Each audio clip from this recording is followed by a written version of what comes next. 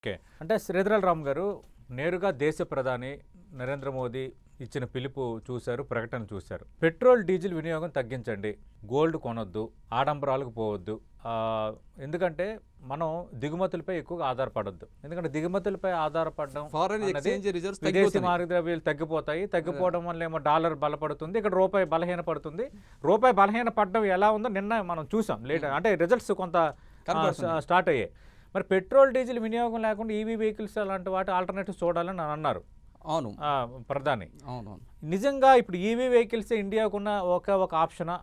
దీనిపై మీ కామెంట్ ఏంటి సార్? ఇప్పుడు ఎలక్ట్రిక్ వెహికల్స్ అనేది ఒక ఆప్షన్ కాదనట్లేదు, కానీ ఎలక్ట్రిక్ వెహికల్స్ వాడటానికి తగిన విధంగా వాటి ధరలు తగ్గించాలండి. నా పర్సనల్ ఒపీనియన్ చెప్తానండి. నేను రోజు సైకిల్ వాడతాను, అయితే అది ఒక 20 కిలోమీటర్ల వరకు సైకిల్ వాడతాను. ఇప్పుడు దూరం పోవడానికి పెట్రోల్ వెహికల్ వాడతాను.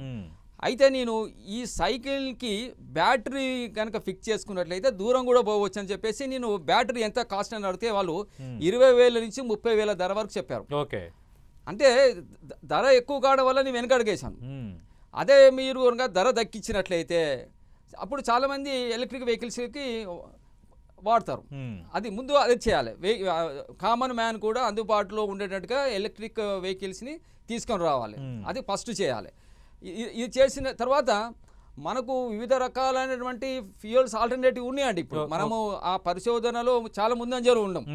ఈ మధ్య కాలంలో మీరు చూసే ఉంటారు, మార్చ్ 2026లో నేషనల్ కెమికల్ ల్యాబొరేటరీ వాళ్ళు dimethyl ether national chemical laboratory Pune వాళ్ళు ఈ మిథనాల్ నుంచి డైమిథైల్ ఈథర్ అనేటువంటి ఒక ఇంధనాన్ని తక్కువ ధరలో తయారు చేయడానికి కావాల్సిన క్యాటలిస్ట్ ని రూపొందించారు.